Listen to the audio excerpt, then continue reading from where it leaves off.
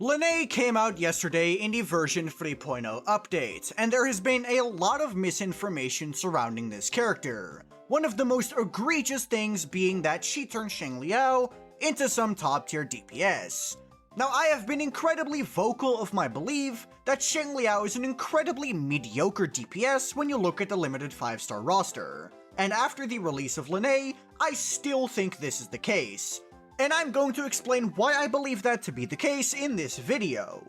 Now first, to address some misinformation surrounding Lynae herself, being the fact that, quote-unquote, Lynae is only good for Yuno and Xiangli, and this is one of the most egregious pieces of misinformation I have seen surrounding this character. Really just visualize how many buffs this character gives. Our signature set gives 30% attack, our signature echo gives 10% damage bonus, our liberation gives an additional 24%, and then you also get 24% more if you have her signature weapon. However, if you're running static mist, you're getting 10% attack instead, which is still good.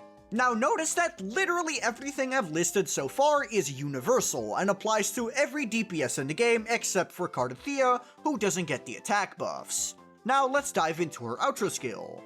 It gives 15% damage amplification universally, and 25% amplification to liberation damage. Yet again, we have a nearly universal effect. So think about it. Every single thing within Lynae's kit applies to every single DPS in the game, except for 25% damage amplification. Now, you can argue that damage amplification is a very powerful stat, and I would agree with you. However, we've been getting more and more sources of it in the game. This causes it to have less and less impact over time because characters are simply getting more and more of it. So ultimately, the 25% damage amplification that other characters aren't getting truly is not that big of a deal when you put it into perspective. So saying that Lynae is only good for Xiangli and Yuno is a massive bit of misinformation. She's within the top 3 best options for every single DPS in the game, except for Thundah and Xiangli. She's the best in slot for Phoebe. She's debatably best in slot for Carlotta. Lynae power creeps every single sub DPS that doesn't have an inherent buff in their kit, because she simply has so many that apply to every single DPS in the game. So saying that Lynae is only good for Yuno and Xiangli is a ridiculous piece of misinformation. So if you're gonna say that Xiangli got a massive upscale, you have to say the same about characters like Phoebe. Now I can already see the next argument coming. The reason Xiangli got a bigger buff than other characters is because Yinlin does no damage and is a bad character.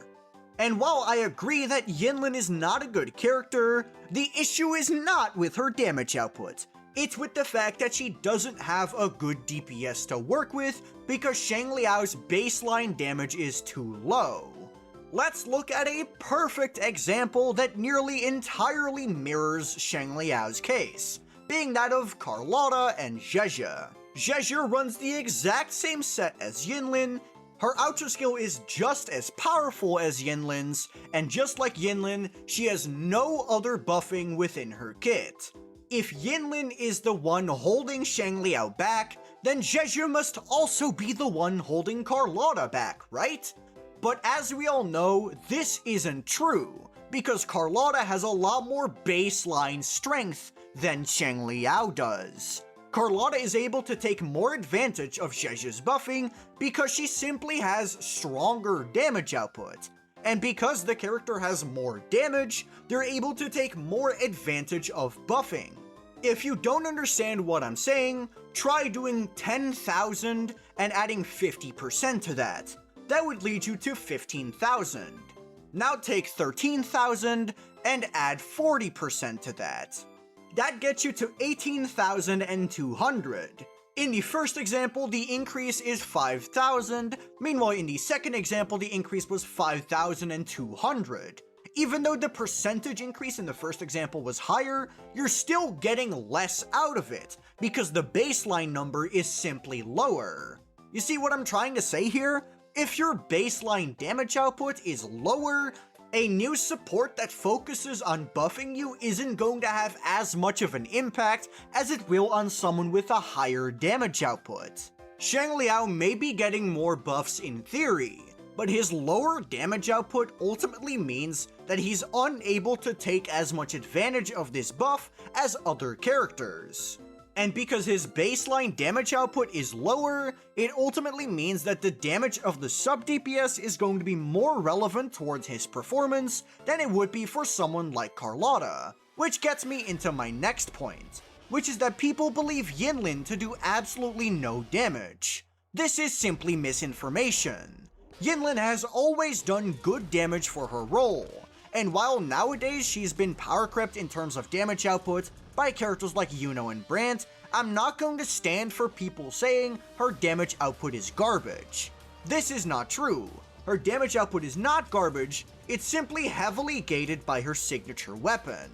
The reason people believe Yinlin's damage to be low is because during Yinlin's field time, you're really not getting that much out of her. This is a fair conclusion to come to, because most people are only going to look at the character's on-field performance. But for Yinlin, this is incredibly false, because over half of her damage is coming from coordinated attacks. And because her coordinated attacks are electro, her damage numbers are going to be drowned out in the numbers that Xiangli himself is doing. And ultimately, people are going to believe that is Xiangli's damage. Meanwhile, it really isn't. It's coming from Yinlin's coordinated attacks. That character does more damage than you give her credit for. But hey, this is all talk. You can still choose not to believe me based on this alone, which is why I came prepared. Before recording this voiceover, I decided to do a quick little comparison of Lynae against Yinlin when it came to a Xiangli team, which I'm going to play in the background for you. Obviously, it's not a one-to-one comparison. There are some variables that I'm going to have to disclose. First of all, my Xiangli is S1. This will increase his base damage output and increase the relevance of Lynae's superior buffing output. Additionally, my Lynae is S1, which will increase the performance of the Lynae team. However, her build still isn't finalized, so her personal damage isn't doing as much. As for the Yinlin run, the things that were in her favor is, first of all, I feel like I played better. This is just based on the feel, and I believed I played better when I used the Yinlin team, so that's something to her advantage. Second of all, Yinlin had a better weapon. I gave her R5 Luminous Hymn, while Lynae was stuck on Static Mist. However, something that heavily detracts from Yinlin's performance is that my fortes on her are still severely underleveled, only being level 7, so this is going to have a massive negative effect on Yinlin.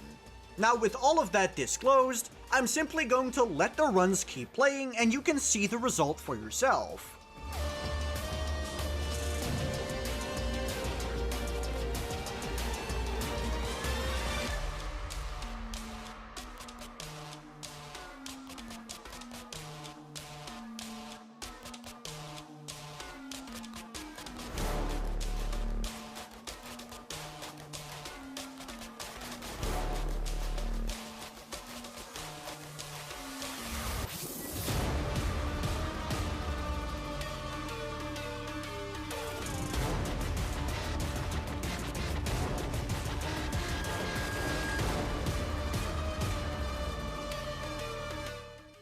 See, only a 5-second difference in clear time. Now, is it a one-to-one comparison? Absolutely not. But if Lynae truly buffed Xiangli as much as people seem to think she did, the difference should definitely be more than 5 seconds. So Lynae did not super buff Xiangli. Now for some other miscellaneous arguments I know people are going to present in my comment section, simply because I know my comment section at this point. First of all, for all of the people saying I am bad at Xiangli, I know you're all trying to say I should play Quickswap. Now, here's the thing. If I was playing Quickswap, Lynae wouldn't be relevant to Xiangli's performance. Xiangli's best Quickswap teams include characters like Xiangli and Augusta, aka additional DPSs. And when you use someone like Augusta, you're not really using a Xiangli team. You're just letting the Augusta wheelchair your Xiangli and using Xiangli's nuke to get some additional damage in. And for teams like Xiangli with Xiangli, where the damage is more distributed across the two of them, we have not seen a team like that get even a top 10 within the speedrunning leaderboards in over a year. Trust me, check WuWa Flex, I'd looked it up for this video. And I know someone in the comments is going to say that Xiangli is still top tier because they used him to clear Tower of Adversity. Good job, man. Encore Sanhua is still doing that. But is Encore a top tier DPS? I don't think so. Top tier is relative depending on the performance of the best DPSs in the game. If you want to call a DPS top tier, you need to see their performance when compared to the absolute best of the best. And I don't know about you, but Xiangli, in my opinion, definitely is not comparing to Kardathea, Augusta, or Frolova. So ultimately, that's just my perspective on why I believe Xiangli to be a mediocre character. If you disagree with me, be sure to leave a comment down below so I can get a quick chuckle out of it.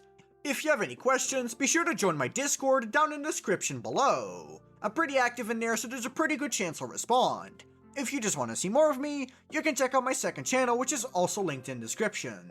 But that'll be all from me. Peace.